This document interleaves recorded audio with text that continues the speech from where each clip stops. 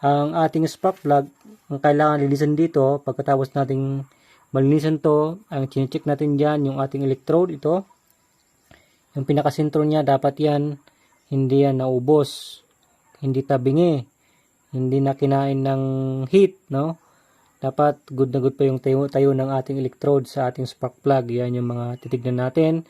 Itong ating electrode, dapat din okay ang kanyang grounding, yan. Alright? At dapat yung gap niya, syempre 0.7 or 0.6 mm. Okay? 0.75 or 0.7 na yan.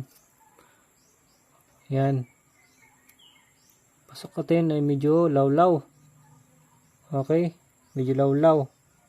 Yan. Pag masyadong malayo na yan, may effect na yan. Mas masyadong madiin naman, may effect din. Lapit natin unti. Yan. Check ulit natin. Yun. Ayaw na pumasok. Ayun, pasok. Yan. Pasok siya.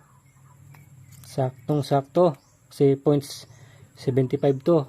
Parang 0.7 na rin yun. Ayun, oh. Tamang angle lang, oh. Yun. Ganyan mga kabisik. Okay. Yan. Right.